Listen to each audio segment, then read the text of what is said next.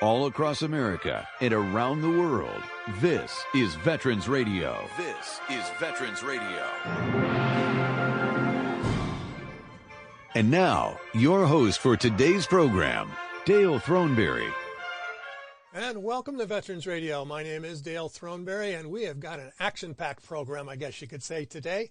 And we've got Dwight Jon Zimmerman on, who is a military writer who's been on our program many, many times, and Terry Gould. And Terry has got his book out. It's called How Can You Mend This Purple Heart, about his experiences at the U.S. Naval Hospital in Philadelphia, Pennsylvania, back in the 1960s. And I want to get right into these interviews because it's a really great stories, great stories.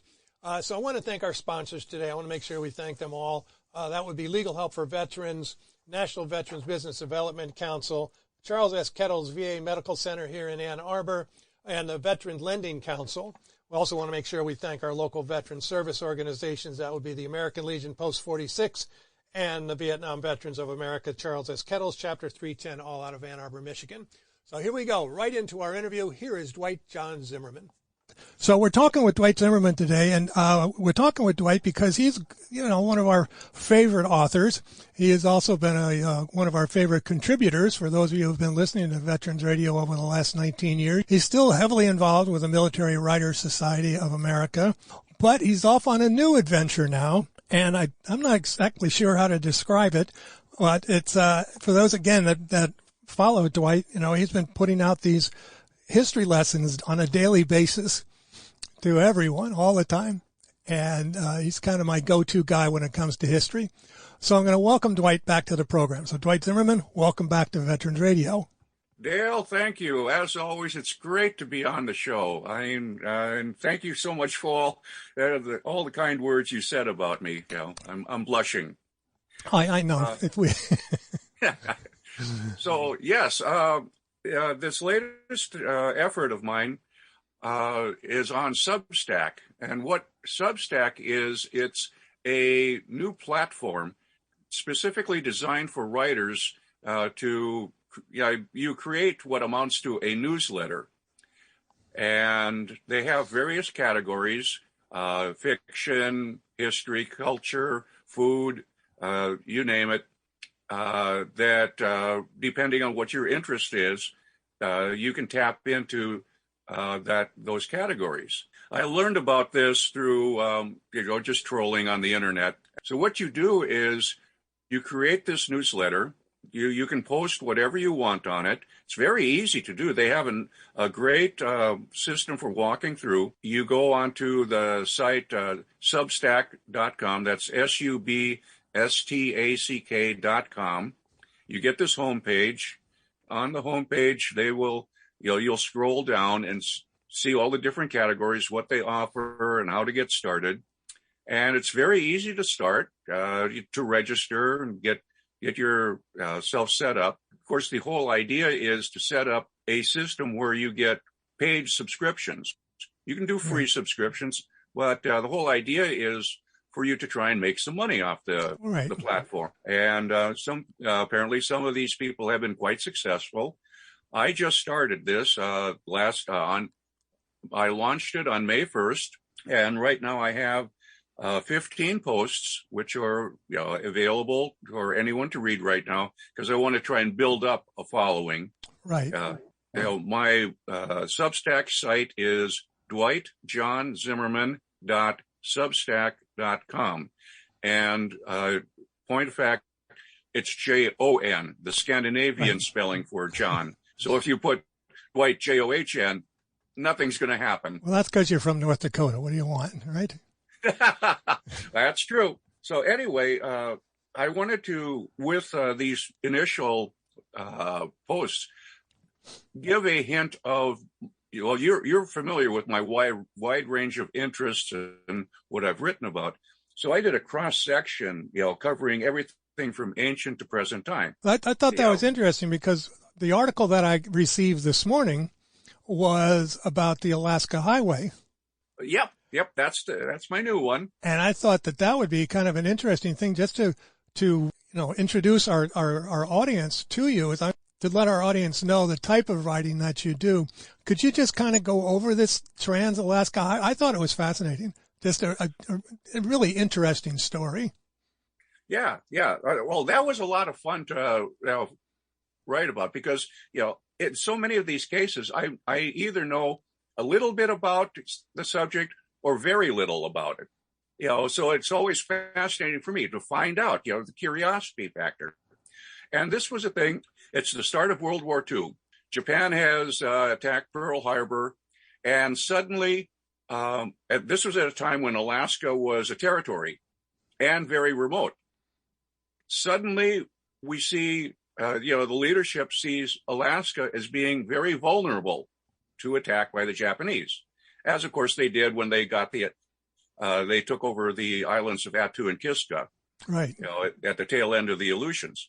So the emphasis was on trying to create a means of getting troops and supplies up to Alaska as quickly as possible. And in working with the Canadian government, the U.S. Army was going to build what amounted to the Alcan Highway that we have today. But the engineering challenges were just enormous. This was unexplored territory. It was wilderness.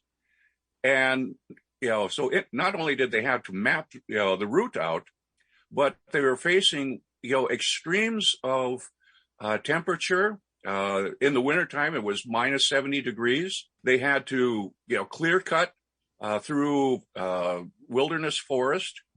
You're battling permafrost, everything. As General Hodge said, he had to completely relearn how to build a road.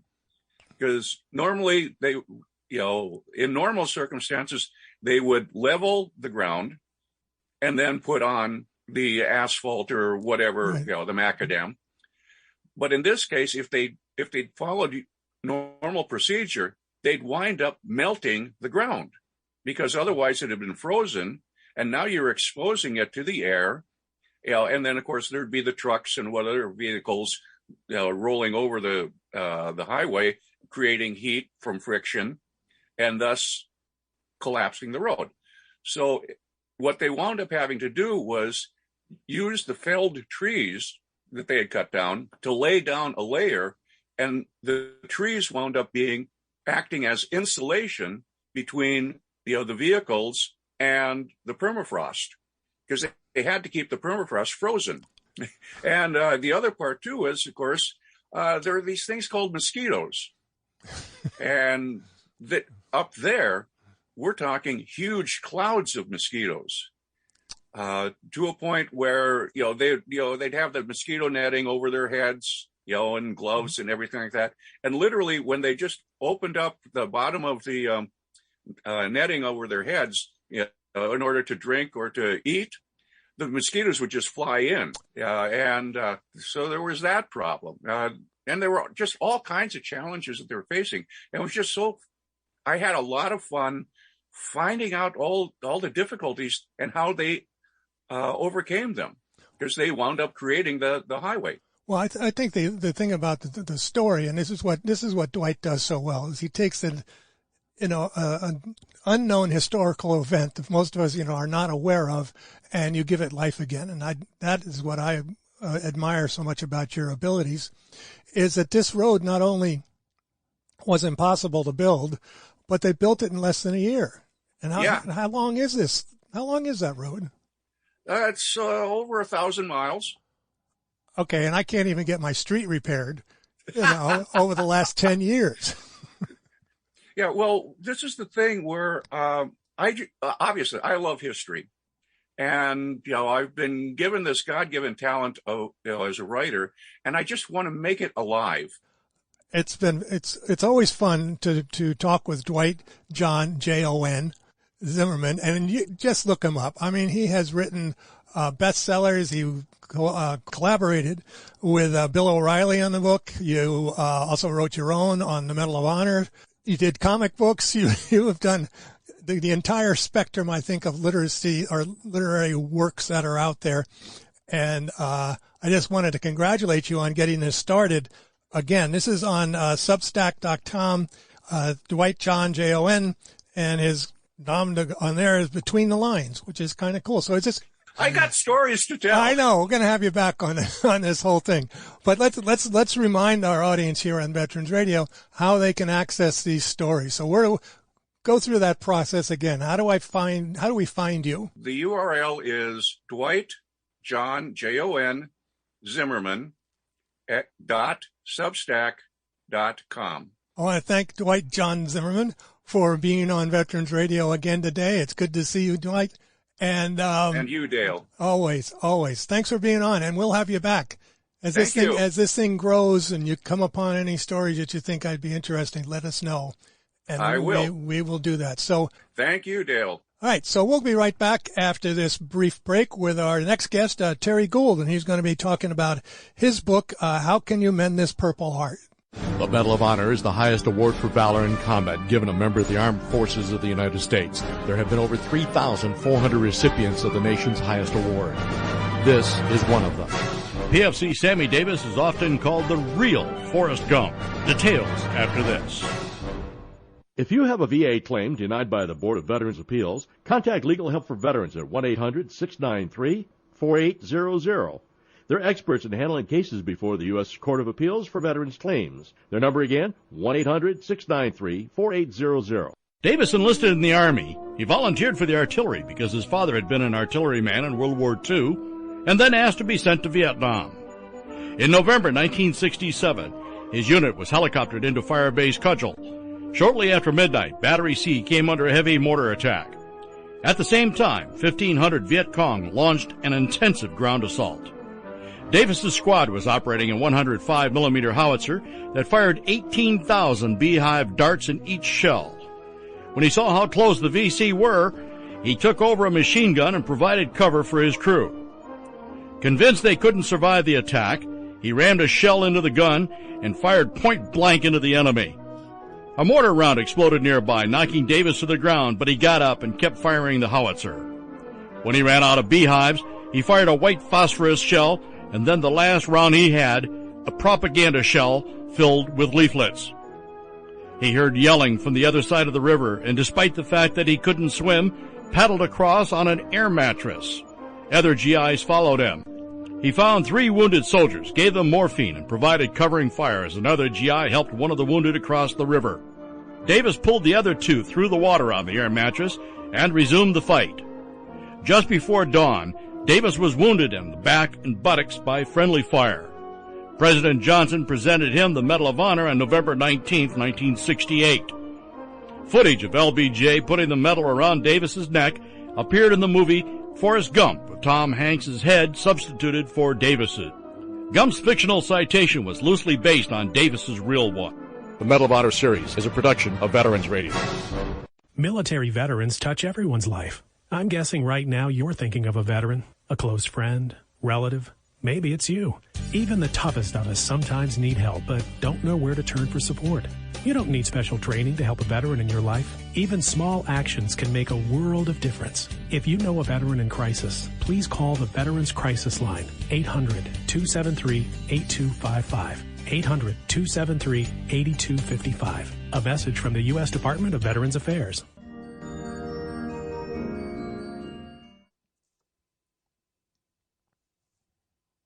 All right, here we are. We're back here on Veterans Radio. And my guest for this program, section of the program is Terry Gould. We're going to go by TL. Make sure you get a TL in there because there's another Terry Gould out there. Anyway, his book is entitled, How Can You Mend This Purple Heart? And if those of you that remember, a couple of weeks ago, we did a program with an organization called Operation Song out of Nashville, Tennessee. And Terry was involved with them. And what they do is they take veteran stories and they turn them into music. And this is one of the stories that they have turned into music, in which we will play probably a little bit later on. But let me bring Terry on with me here. The book is How Can You Mend This Purple Heart? It's sort of a fictional autobiographical story of an adventure, I guess you could say, that Terry had when he was at the Naval Hospital in Philadelphia, Pennsylvania. So, Terry, welcome back to Veterans Radio. Thank you, Dale. Well, Thank you for having me. Oh, it is my pleasure. It really is. I had heard about this book, and I think I actually read it quite a while ago, and I'm glad that we were able to get the connection back again, because I see, that this book was the winner of the Marine Corps Heritage Foundation James Webb Award. It also won, I think it was a silver medal from the Military Writers Society, and it's, well, I guess I'll let you start the story. So let me ask you this. So where did you serve in the military? I joined I grew up in Missouri, and I joined the Navy in 1968, and spent about 3 years in the Navy. Okay, but the story is how did you end up in the Naval Hospital in Philadelphia? Okay, I went to boot camp at Great Lakes, electronics school at Great Lakes, and I went to radio school in Bainbridge, Maryland. And we graduated in May of 1969. And, of course, you've got to celebrate your graduation. Right. It was 6 of us, jumped in a car, went out, and we partied pretty hard. On the way back, our car, it was about midnight, and our car, I was not driving. I was sitting, the shotgun position. Mm-hmm. We hit a bridge abutment at 65 miles an hour. Ooh, wow. And I went through the windshield, and my legs were trapped under the dash, and I was thrown back into the car down by the floorboard. And the engine had come all the way back into the front seat, and it was on fire. Wow. Jeez. So how did obviously you survived that? Yeah, that's when I was transported with three others to the Philadelphia Navy Hospital, about 90 miles away, and I spent 15 months there. All right, so this is the basis of the story. So yes, we were talking a little bit, off the air about how this book finally came about. You mentioned, and I don't want to give away a whole lot of the story. I want people to buy the book, but to me, it's just a great story. So you spent 15 months in the Navy hospital, and who were the other people on the ward with you? Well, when I gained consciousness about 3 or 4 days later, I realized where I was, and there was about the ward 2B was about 35 to 40 other guys on the ward with me, and they were all from Vietnam and wounded severely. And as we begin to heal and develop relationships, there were not friendships to begin with. I'll tell you that. I was the only Navy guy. And of course, the Marines and the Navy have, that inter-military rivalry. Right. And I was also non-combat. So I had 2 strikes against me already. But the story then, our relationships had developed into friendships. And there was 6 of us. There was Earl Ray, Ski, Big Al, Bobby Mack, and Moose.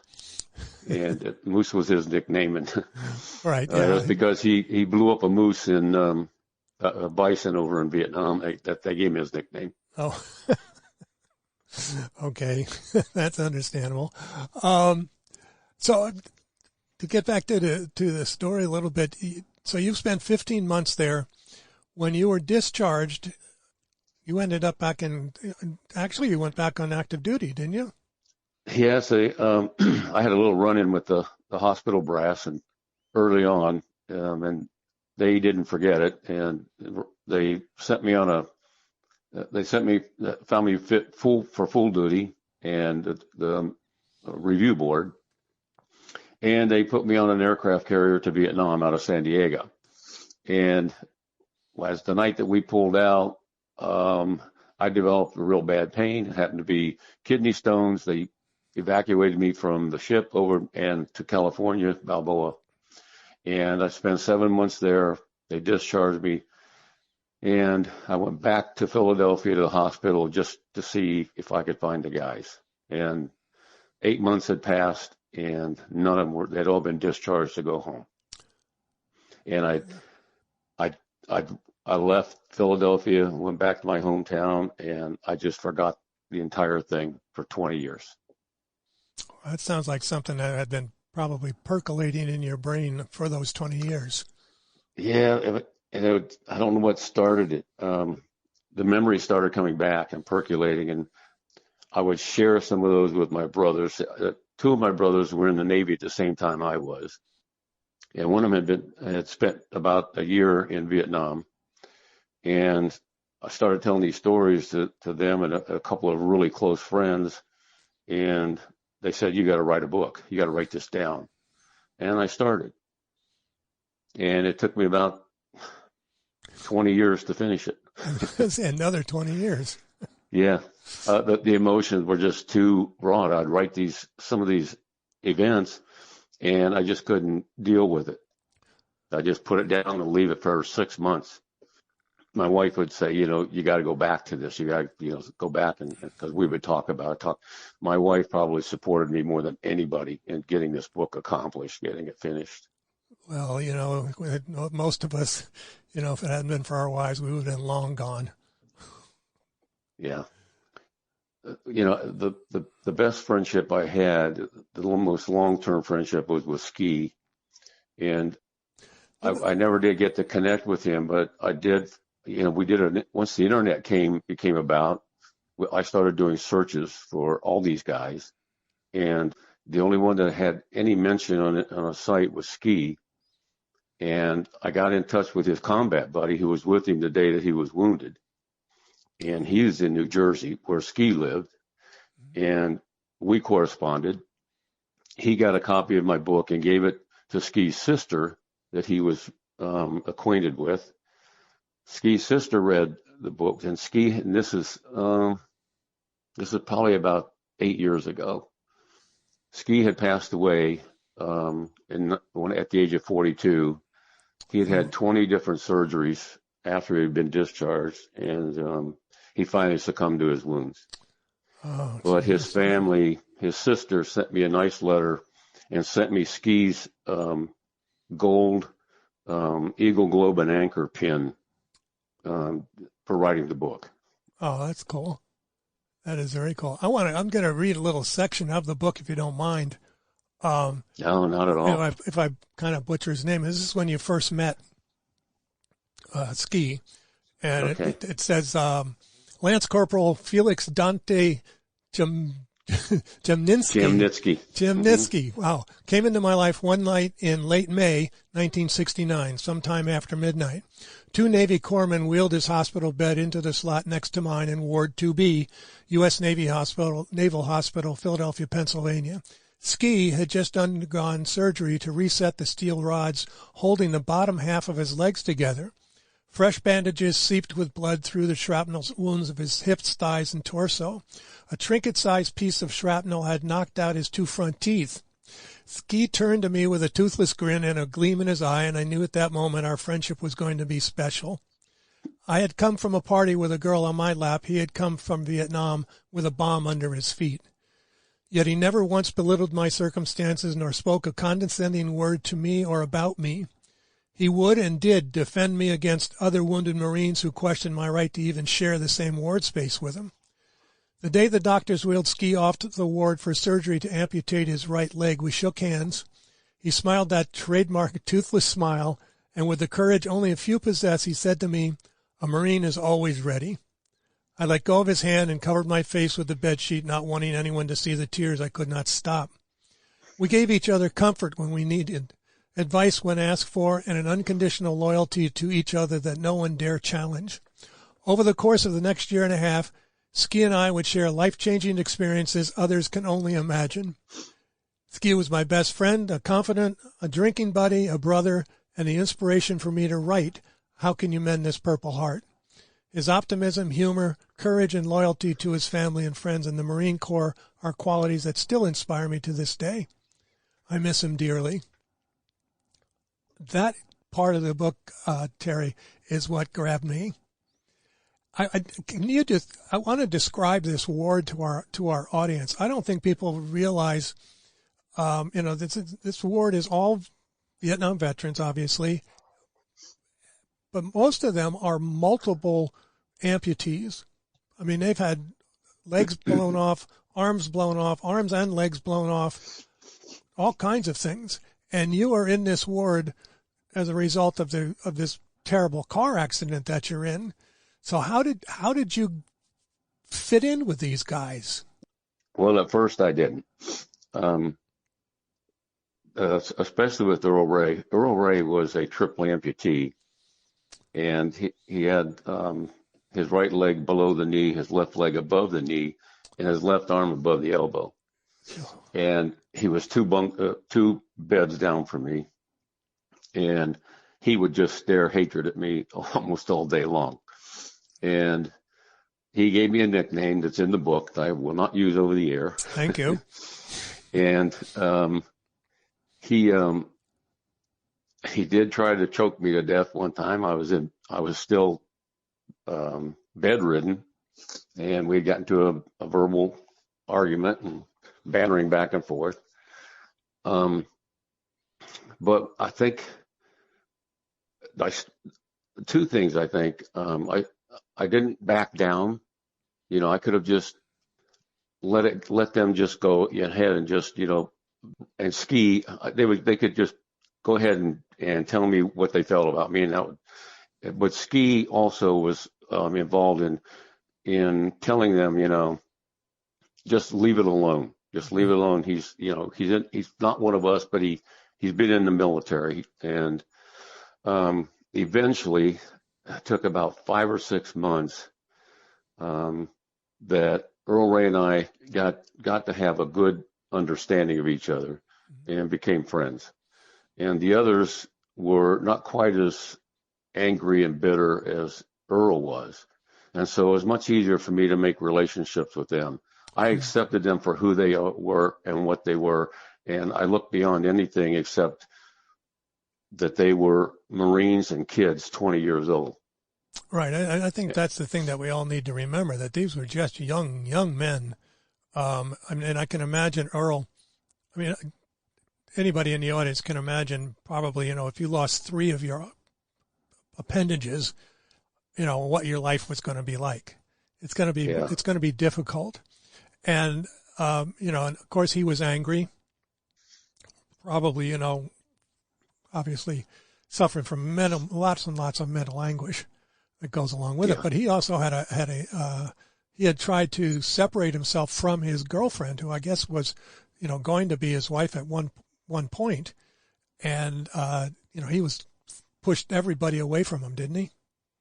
Yeah, he did. You know, we had visitors come to the hospital, not often, but the ones that did, it was just, you know, the mothers and dads and fiancés and wives. It was just so emotional. And when Jennifer came to see Earl, it was just almost a clash of emotions of, you know, the first time she'd seen him without his legs. Mm-hmm. And she passed out and hit her head on the bed, and they took her down to sick bay, emergency sick bay, and she went back to the hotel with her mom, and her mom took her home. Mm-hmm. And at that point, Earl Ray thought that she had abandoned him, and she did not. She kept sending him letters, but that was a major event for him, and that he felt he had nothing to live for. Right. And he struggled with that the whole time. Well, you know, you can imagine. I mean, I can. I can only imagine that. You know, a year ago, this was in May, June, July of '69, and a year ago he had been, you know, at a senior prom with Jennifer. Mm-hmm. He'd been playing, you know, sports, and all that changed. Right. I've had, you know, the privilege, I think, of talking with many veterans here on Veterans Radio, and, you know, some of them were amputees and so forth, and they talk about that transition, I guess you could say, to acceptance, and then they keep pushing, and they want to get back to being as, quote, normal as they can, and it takes a long time. You know, and I think that the ward that you were on was this Ward 2B at the Philadelphia Naval Hospital, and every one of them were amputees of one sort or another, except for you. But you didn't have an amputation, but your legs were ruined for a long time. Yeah, I think too what helped that once we got out on the rehab wards, things were, it was a little easier to have, you know, a social structure. Mm-hmm. And the six of us found our way into this, you know, the same ward, Q ward. And that's where we really gelled as a group and started having a little bit more normal activities. Right. I don't want our audience to think that this is all, you know, a big downer. This book is not a downer at all. It's very inspiring. You know, we're talking with Terry Gould here. The book is How Can We Mend This Purple Heart? And, you know, Terry got to spend 15 months on the ward with a number of other Marines. And I didn't even realize the statistics that I was reading in your book, where you were talking about how many people, of course, we know 58,000 people died in Vietnam and another 300,000 were wounded. And then we come down to about 1,100 that were multi-amputees. Mm-hmm. And it, you know, it's just, so, you know, they had to, you know, and the book describes many of the issues that they had to go through. I mean, you know, the painkillers and so on and so forth.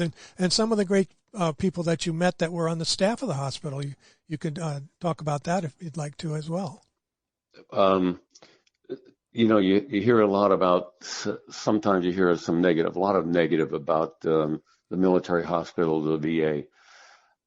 These doctors, nurses, and the corpsmen were just absolutely outstanding.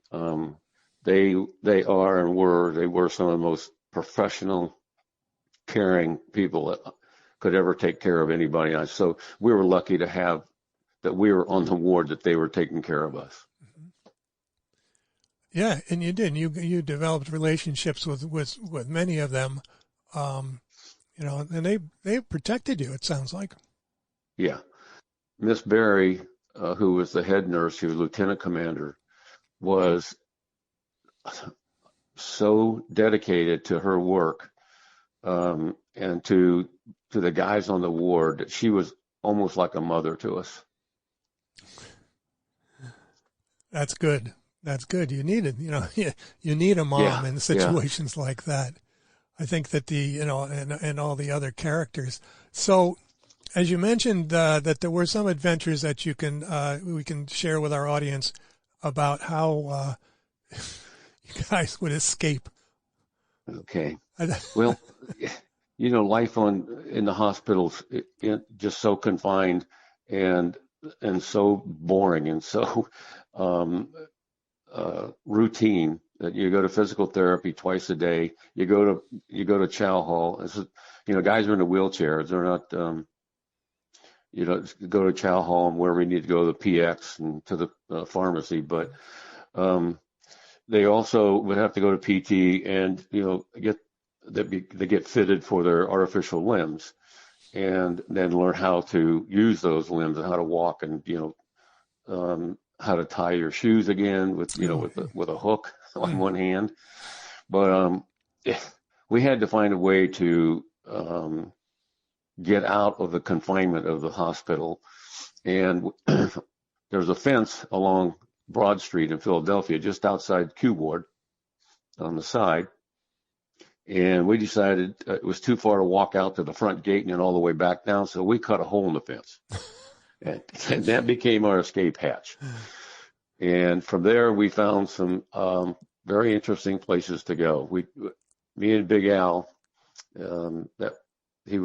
Big Al had both of his legs amputated all the way to the hips, and so there was no way he could wear a prosthetic. Wow. And so I kind of became his transport. And he would put arms around my neck. We'd go up down Broad Street, down up towards Philly, downtown, and we found a place called the Rainbow Bar and Grill, and that became an off-site gathering place for us. And we finally, you know, and we finally got everybody to go over there, all 6 of us, and there was a lady there who owned the place named Ava, who took a real liking to Earl Ray. Okay. And then Al and I, one time we decided to take off, and Earl Ray did not want to go to he wouldn't go anywhere unless he went to the Rainbow. Mm-hmm. So Big Al and I, he told us, all right, get out of here on your own. We took off for the hole in the fence. We went down went up Broad Street towards Philly. We sat down on a park bench. I was getting tired because he's a little bit heavy.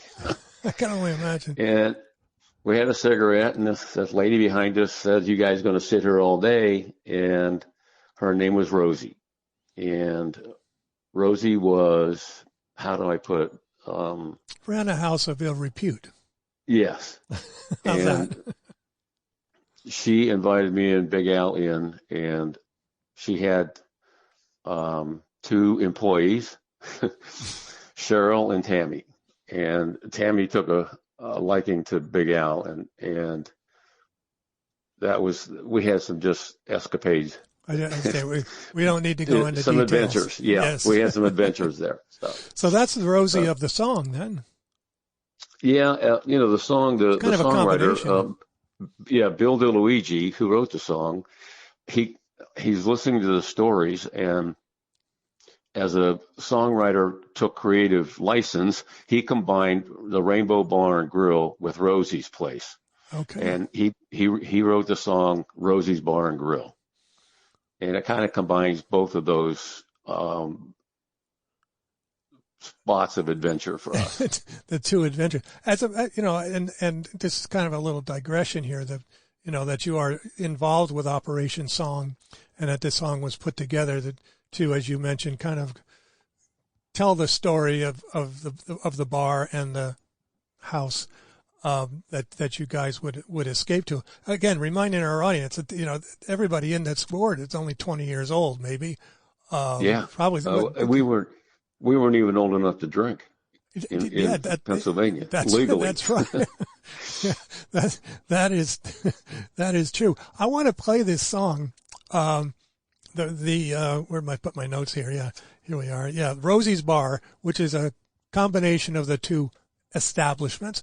So tell me about, again, a little bit about the songwriter and how he put this together. The Rainbow, Ava was such a special lady. I mean, we've got Earl in there and Earl had both of his artificial legs on. And she was so special with Earl. They had such a special relationship. And Earl would not go there if he knew that Ava was not going to be there. And we would go, and Earl and Ava would take a seat in the far booth and talk and hold hands. And she was just so tender with him. And it was just a place for us to go and feel like it was okay to be outside somewhere, be in public. She made it that special. Okay, well let's take a listen to this song here. Okay.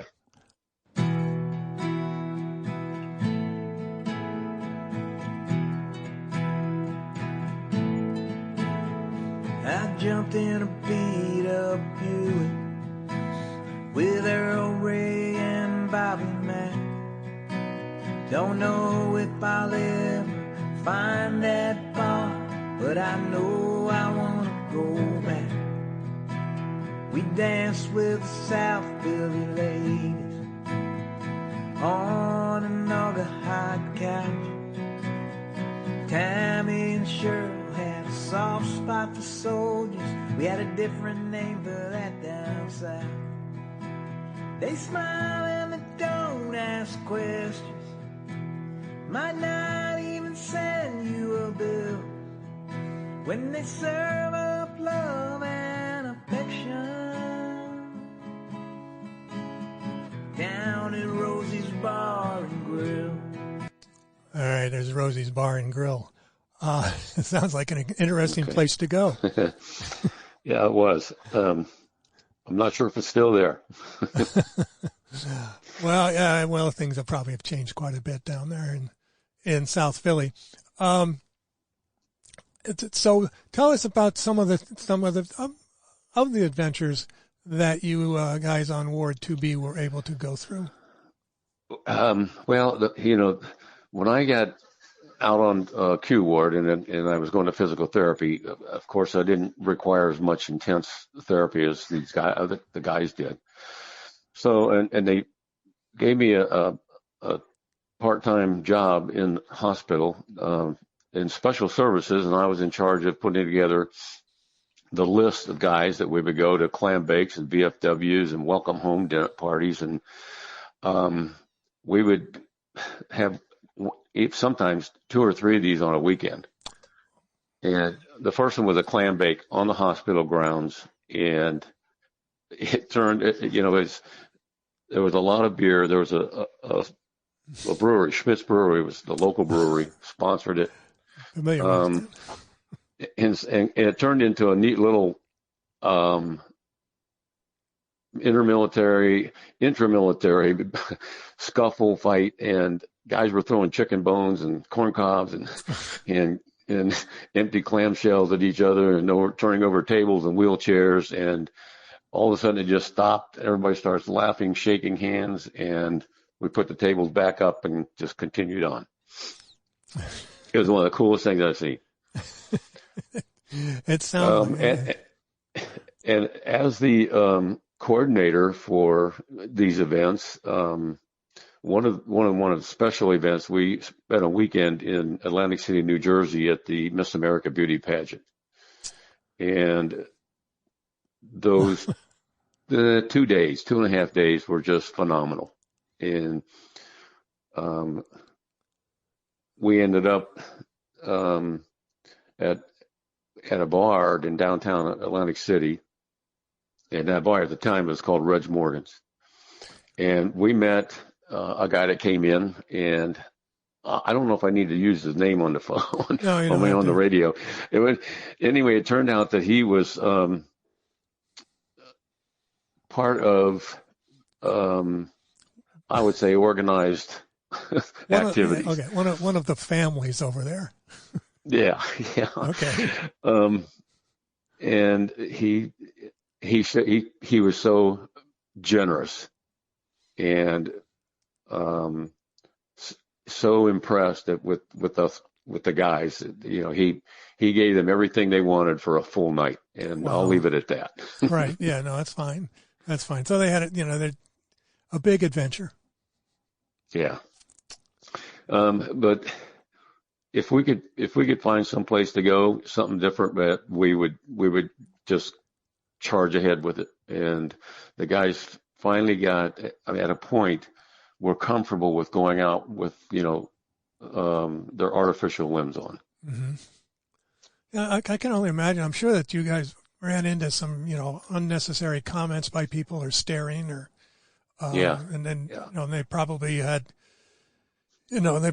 some accidents with their prosthetics where they didn't work the way they thought they would. Yeah. And the difficulty of just navigating, getting in and out of a car or, but the prosthetics then were not, they were more like sticks of wood. They went, there were no knees that bent or ankles that cushioned or anything like that. It was just anything, something to get them to help stand upright and move forward. Wow. Well, I can only imagine that where did they get that determination from to continue on? I got to tell you, I think that was instilled in them as a Marine. And that's what I learned from them.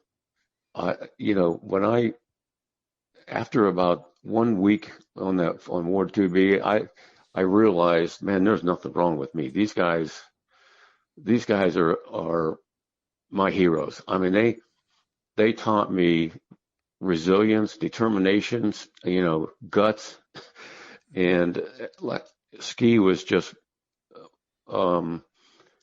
he was all of that. And that's why I still rely on him in my thoughts today. I have a friend like that. I don't care what happened. Yeah. it doesn't matter to me what happens. It's you can overcome it. You can overcome it. Mm-hmm. I mean, since I've been out of the hospital and gone into work, I worked at a chemical factory, and I was burned with third-degree burns when I was 26. And I recovered from that. I mean, it's like it never happened. And I relied on that experience to help me through everything that I've gone through and beyond the hospital. Mm-hmm. I've had kidney cancer.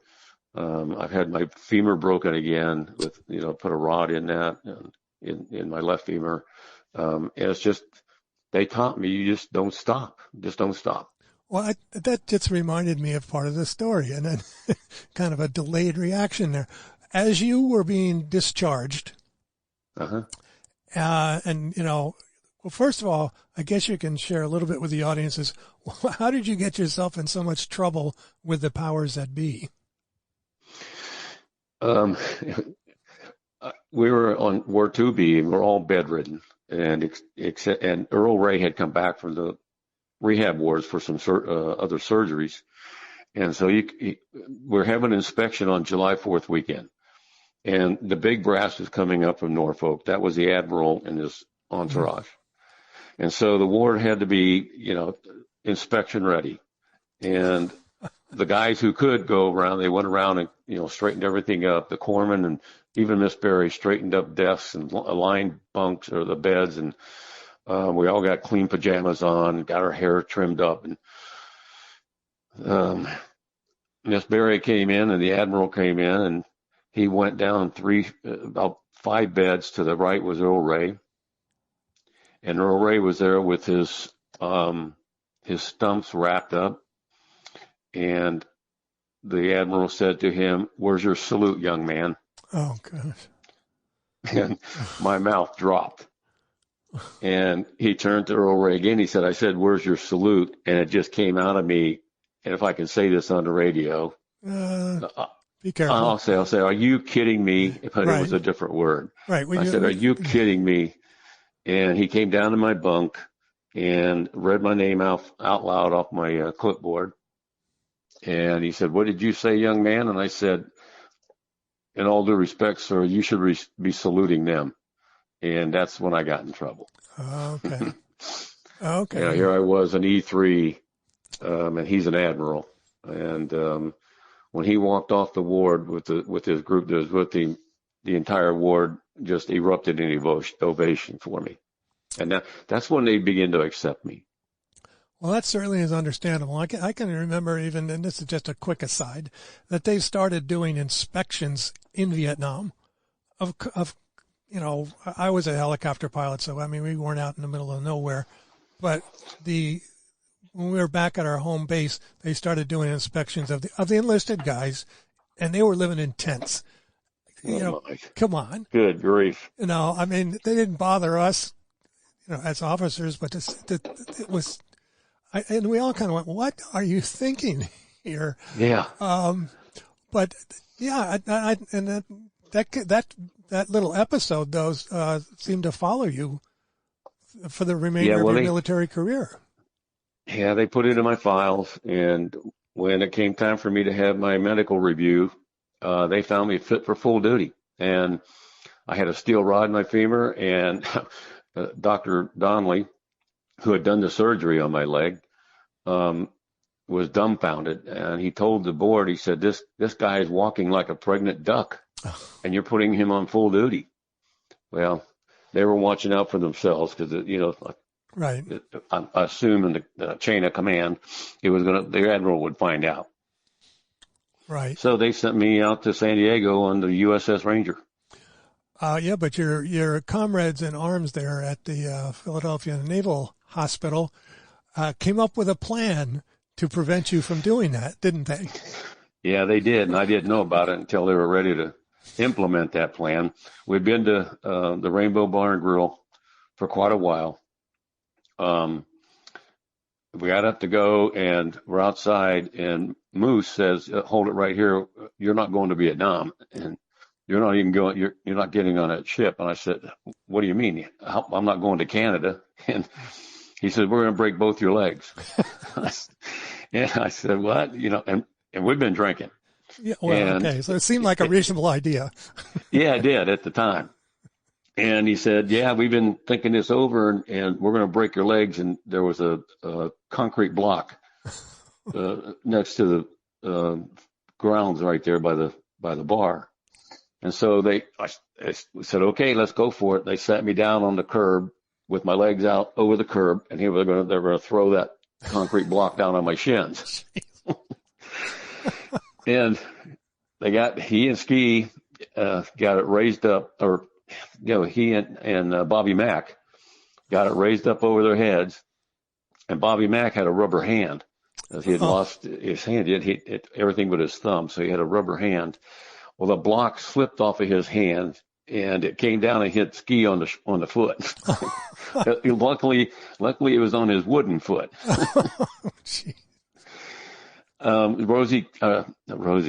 would come out of the bar and said, "What are you guys doing? And what the worst?" And it broke it up. Good thing. Yeah, it was a good thing. They were going to tell the hospital staff that a car came by and hit me and took off. It was a hit and run. We're talking with Terry Gould here as the author of How Can You Mend This Purple Heart. It's not all laughs, but it is a book that will make you laugh. It will make you cry. It'll certainly make you proud of the young men that were serving during in the Marines and Navy at this time. This sounds like it has to be a movie. Hasn't anybody ever approached you? I've had so many people that have read this say that. The book is actually in the hands of a screenwriter in Los Angeles who is the son of a Vietnam veteran who we connected on Facebook, and he got a copy of the book and said, I'm going to try and get this out there. So that was about a year ago, and I'm learning what a slow process that can be. Yeah, it is a slow process, but it just seemed like it'd be just as I mentioned that, I was thinking, I can't remember the name of the movie now. It was a terrible movie about military hospital that was in Brooklyn or something. And it was just a very depressing film. I don't think this would be a depressing film at all. I don't either, because there's just so much fun in it. Bobby Mack is such a great character. He was so funny. Everything to him was just easy-go-lucky. I mean, he made life on Ward 2B a lot less tense. Right, and he always needed somebody like that, and they always seemed to show up at just the right time. And you mentioned that you had not heard from any of these people really since that time period in your life. Yeah, the only one that I really had connected with was Ski, his family actually, and I mentioned before his combat buddy, and I've done extensive searches and I just can't locate any of them. I can't find anybody. Well, hopefully we can find them for you. Maybe somebody will listen and they'll say, "Oh, I know that guy." Yeah, I mean, that would be great. That has happened. It has happened on this program. Yeah. We did a program, and a guy called up, and he said he had known my dad during World War II. Oh, my golly. And I went, what? Because unfortunately, I'm not sure how I could handle it. It'd be so emotional. It would be, but it would be awesome for you, I think. It would be awesome, wouldn't it? I think it would be great. Yeah. So, Terry, where can we, and I know you've written other books as well, but where could we get a copy of this? Right now, it's only available on Amazon. The Kindle book, if you order a paperback, it takes a couple of weeks to get the paperback because it's print on demand. Okay. Now, if you want, I can give my email, and you can email me, and I can send a signed copy and send me a check for $12, and that includes shipping. Awesome. So give out the email. It is purplescribe68@gmail.com. All right. We got that, everybody? purplescribe68@gmail.com. All right. So, Terry, thank you so very much for being on the program today. And I know that sometimes it has to be difficult for you even talk about some of these stories. Well, I appreciate you having me on, Dale, and you're right. I'm really amazed, surprised, and I made it all the way through without being too emotional. Oh, yeah, I heard a couple of as we were talking about ski, especially. Yeah. So I'm going to let you go, but again, thank you very much. But for those that are listening to the program right now, don't go away, because at the end of the program, we're going to go out on the song, "How Can You Mend This Purple Heart?" And so I encourage you to stick around for our, closing part of the program. So again, Terry Gould, the book is "How Can You Mend This Purple Heart?" Thank you very much for being on the program. Thank you, Dale. I told you you'd like that interview. Wow. What a powerful book. I really encourage you to go out there and get that. All right. As promised, we're going to go out on the song, "How Can You Mend This Purple Heart?" So until next week, this is Dale Throneberry for Veterans Radio. You are dismissed.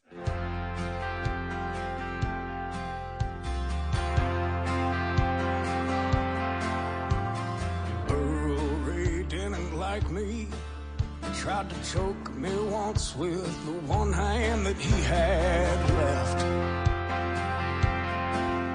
That young Marine, he was angry at hippies, his wheelchair, and his hospital bed.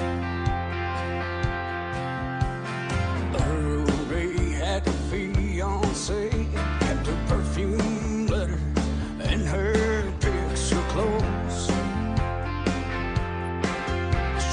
Homecoming queen, beautiful, but the first time she came to see him, she passed out cold.